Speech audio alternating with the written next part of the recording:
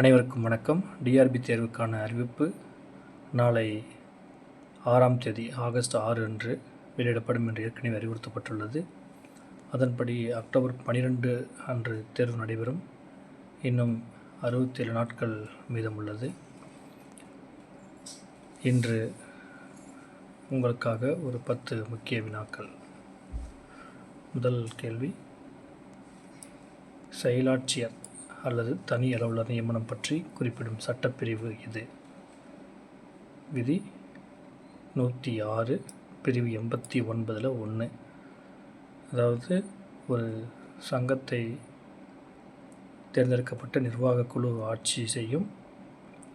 நிர்வாக குழு உறுப்பினர்களின் பதவிக்காலம் 5 ஆண்டுகள் முடிவுற்றவுடன் அரசு அலுவலர்கள் பிரிவு 89 1 அல்லது விதி 106 கீழே செயலாட்சியராக பணி மேற்கொள்வார்கள். அதிகபட்சம் 6 மாதங்கள். ஒரு 6 மாதத்திற்கும் நீட்டிப்பு செய்து கொள்ளலாம் இந்த செயலாட்சியர் பதவியை. அடுத்து, நிர்வாக குழுவை கலைப்பது பற்றி கூறும் சட்டப்பிரிவு. நிர்வாக குழுவை கலைப்பது பற்றி போர்ட் ஆஃப் டைரக்டர்ஸ் அது பிரிவு 88 1 A இந்த சட்டப்பிரிவு சொல்லுது நிர்வாக குழுவை கலைப்பது பற்றி. நிர்வாக குழுவில் 10 to 11 பேர் இருப்பாங்க. அந்த 11 பேரில் சங்கம் சரியாக செயல்படலை அல்லது மிஸ் ஆப்ரேஷன் நடந்துச்சு அப்படின்னா 88 1 A இணைப்பதிவாளர் என்ன பண்ணுவார்னா அந்த போர்ட் ஆஃப் டைரக்டர் நிர்வாக குழுவை கலைச்சிடுவார். அதுதான் பிரிவு 88 1 A சொல்லுது. அடுத்து ரொம்ப முக்கியமான கேள்வி, ஒரு பதிவு செய்யப்பட்ட சங்கத்தை கலைப்பது பற்றி குறிப்பிடும் சட்டப்பிரிவு. பிரிவு 137. என்ன வித்தியாசம் பார்த்திங்கன்னா, பிரிவு 88 என்பது நிர்வாக குழுவை கலைப்பது பற்றி, பிரிவு 137 என்பது ஒரு சங்கத்தை கலைப்பது பற்றி குறிப்பிடும் சட்டப்பிரிவு. இதில் முக்கியமான குறிப்பு பார்த்திங்கன்னா 137 A என்ன சொல்லுது? 137 A என்ன சொல்லுதுன்னா, 25 உறுப்பினர்களுக்கு குறைவாக இருந்தால் அந்த சங்கத்தை கலைத்து விடலாம். சரிங்களா? அப்போ ஒரு சங்கம் அமைக்கணும் அப்படின்னா கட்டாயமாக 25 மெம்பர்ஸ் இருக்கணும் அப்படின்னு சொல்லுது இது. அடுத்து 137 B என்ன சொல்லுதுன்னா, ஒரு சங்கம் பார்த்திங்கன்னா ஒரு பதிவு பண்ணுறாங்க அப்படின்னா இந்த ஒரு குறிப்பிட்ட நாட்களுக்குள்ளார இந்த சங்கத்தை இந்த தேதிக்குள்ளார நீங்கள் செயல்படுத்தணும் அப்படின்னு சொல்லி ப்ரெசிடென்ஸ் போட்டு கொடுப்பாங்க.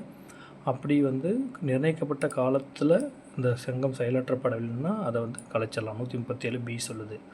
இதில் ரூல் பார்த்திங்கன்னா 113 விதி 113 ஒன்று சொல்லுது, ஒரு சங்கத்தை கலைப்பதற்கு முன்னாடி என்னென்ன நெறிமுறைகளை கடைபிடிக்கணும் அப்படின்னு சொல்லிட்டு விதி 113 சொல்லுது.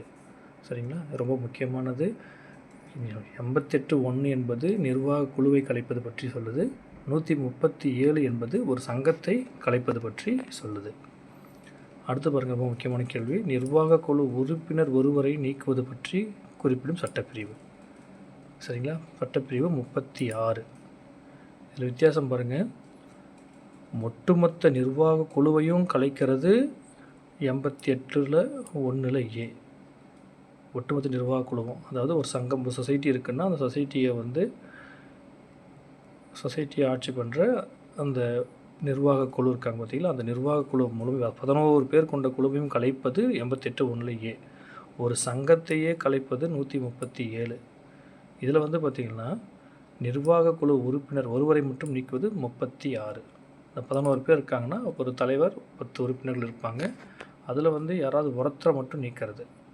சப்போஸ் பார்த்திங்கன்னா அவர் என்ன பண்ணியிருப்பார், ஏதாவது லோன் வாங்கியிருப்பார், கட்டாமல் இருப்பார், ஸோ ஓடி ஆகிட்டுருக்கோம், இல்லை ஏதாவது மிஸ் ஆப்ரேஷன் பண்ணியிருப்பார், அப்படிப்பட்ட ஏதாவது ஒரு மெம்பரை மட்டும் நீக்கிறது சட்டப்பிரிவு 36. அடுத்து, இழப்பு பொறுப்பு நடவடிக்கைகள் பற்றி குறிப்பிடுவது சட்டப்பிரிவு 87. அதாவது ஏற்கனவே லாஸ்ட் டைம் கேட்டிருக்கான், இழப்பு பொறுப்பு நடவடிக்கைகள் தமிழில் கேட்டிருக்கான். ஸோ அது பார்த்திங்கன்னா ஒன்றும் இல்லை, தண்டத்தீர்வை பற்றி சொல்கிறது தான் இழப்பு பொறுப்பு நடவடிக்கைகள், இங்கிலீஷில் சர்சார்ஜ். ஸோ சட்டப்பிரிவு 87. சரிங்களா? அடுத்து பார்த்திங்கன்னா இப்போ தண்டத்தீர்வை நடவடிக்கைக்கு காலக்கெடு எத்தனை நாள்னு கேட்டிருக்கான். அதாவது ரொம்ப முக்கியமானது இது. எப்படின்னா, இப்போ சர்சார்ஜ் இருக்குது, அதாவது ஒரு சொசைட்டியில் பார்த்திங்கன்னா மிஸ் ஆப்ரேஷன் நடந்துருச்சு. அந்த மிஸ் ஆப்ரேஷனில் பார்த்திங்கன்னா இந்த எம்ப்ளாயிஸ்லாம் மிங்கிள் ஆகிருக்காங்க, தலைவரும் மிங்கில் இருக்காங்க அப்படின்னா அந்த சொசைட்டி என்கொயரி பண்ணுவாங்க. என்கொயரி ரிப்போர்ட்டில் யாராருக்கு எவ்வளோ சர்சார்ஜ் அலோகேட் பண்ணுவாங்க. இதுக்கு முன்னாடி அதாவது ஃபஸ்ட்டு ஒரு 2 இயர்ஸோ 3 இயர்ஸ்க்கு முன்னாடி எப்படி இருந்துச்சு அப்படின்னா, அந்த ஒரு அக்கரன்ஸ் நடக்குது அப்படின்னா அந்த தேதியிலிருந்து 7 ஆண்டுகளுக்குள்ளே தான் வந்து அது வந்து மீட்க நடவடிக்கை எடுக்க முடியும்னு சொல்லுவாங்க. ஆனால் இப்போ அப்படி கிடையாது. நீ 10 வருஷத்துக்கு முன்னாடி ஒரு தப்பு நடந்திருந்தாலும் அந்த தப்பை வந்து இப்போ தான் கண்டுபிடிக்கிறோம் அப்படின்னா அந்த குற்றம் கண்டுபிடிக்கப்பட்ட நாளிலிருந்து 7 ஆண்டுகளுக்குள்ளார அந்த சர்சார்ஜ் வந்து இருக்கும். சரிங்களா? அப்போ குற்றம் கண்டுபிடிக்கப்பட்ட நாளிலிருந்து 7 ஆண்டுகளுக்கு இருந்தாலும் சர்சார்ஜ் நம்ம வந்து நடவடிக்கை மேற்கொள்ளலாம். சரிங்களா? அடுத்து பார்த்திங்கன்னா பாருங்கள், ரொம்ப முக்கியமானது மேட்ச் த ஃபாலோவிங். நம்ம கோஆப்ரேட்டிவ் ஆக்ட் அண்ட் ரூலில் இந்த இருக்கிற இந்த பிரிவுகள்லாம் ரொம்ப முக்கியமானது. தயவுசெய்து நோட் பண்ணிக்கோங்க. பாருங்கள், தணிக்கை பற்றி சொல்கிறது பிரிவு 80. பிரிவு 80 ஆடிட் பற்றி சொல்லுது. பிரிவு 81 விசாரணை பற்றி சொல்லுது, என்கொயரி பற்றி. பிரிவு 82 ஆய்வு பற்றி சொல்லுது. பிரிவு 83 நிதி உதவி,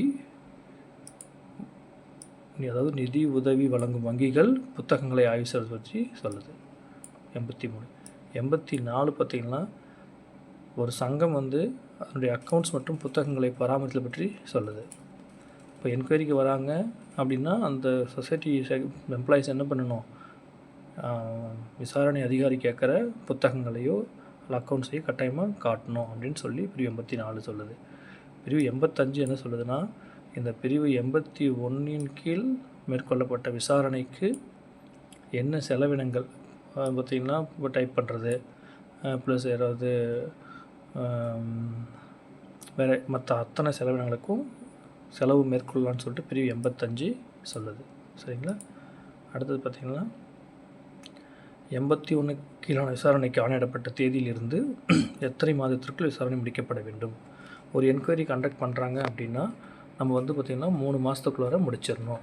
சரிங்களா? ஒரு சொசைட்டி இருக்குது, அந்த சொசைட்டியில் வந்து ஏதாவது மிஸ்ஆப்ரேஷன் நடந்திருக்கு அப்படின்னு சொல்லிட்டு ஒரு ஃபீல்டு ஆஃபீஸர் வந்து ஒரு பிரிமா ஃபேசி ரிப்போர்ட் கொடுத்தாங்க அப்படின்னா அந்த பிரிமா ஃபேசி ரிப்போர்ட்டை பேஸ் பண்ணி என்ன பண்ணலாம், என்கொயரி வந்து அதாவது செக்ஷன் 80 இருக்கு இல்லையா, 80ல் வந்து ஆடிட் நடக்குது.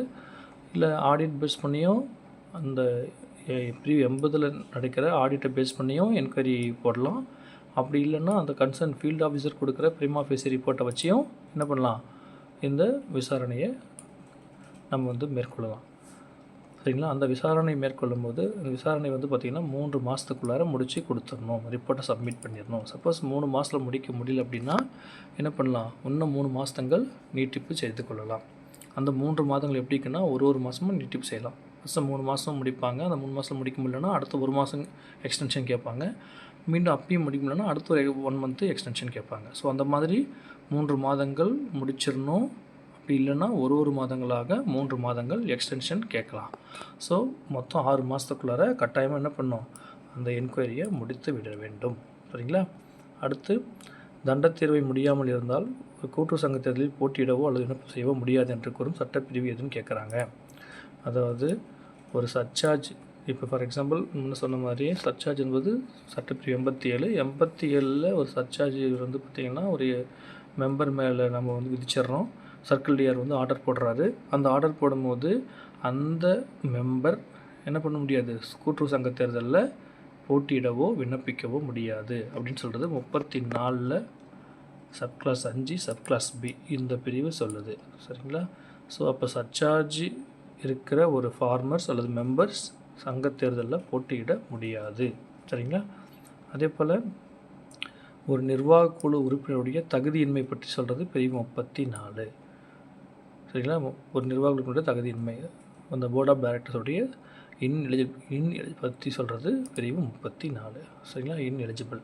இதில் வந்து பார்த்திங்கன்னா 34ல் ஏ என்ன சொல்லுது அப்படின்னா, எந்த ஒரு நபரும், அதாவது ஒரு மெம்பர்ஸ் இருக்காங்கன்னா ஒரே நேரத்தில் 5க்கும் மேற்பட்ட சங்கத்தில் நிர்வாக குழு உறுப்பினராக இருக்க முடியாது. சரிங்களா? அதே மாதிரி 34 பி என்ன சொல்லுதுன்னா, எந்த ஒரு நபரும் ஒரே நேரத்தில் 2க்கும் அதிகமான தலைமைச் சங்கங்கள் மற்றும் மத்திய சங்கங்களில் நிர்வாக உறுப்பினராக இருக்க முடியாதுன்னு சொல்லுது. சரிங்களா? ஸோ பிரிவு 34 ஒரு நிர்வாக குழு உறுப்பினர்களுடைய தகுதியின்மைகள் பற்றி சொல்லுது. சரிங்களா? அப்போ இங்கே பாருங்கள், இந்த முக்கியமான கேள்வி, தண்டத்தீர்வை இருந்தால் கட்டாயமாக அவர்கள் தேர்தலில் போட்டியிட முடியாது. சரிங்களா? அதை நீங்கள் நல்லா புரிஞ்சுக்கங்க, நோட்ஸ் இன்ஸ் எடுத்துக்கோங்க. கட்டாயமாக ரொம்ப யூஸ்ஃபுல்லாக இருக்கும்னு நம்புகிறேன். நல்லா படிங்க. All the very best. தெய்வத்தால் ஆகாதினும் முயற்சித்தன் மெய்வருத்த கூலி தரும். நன்றி.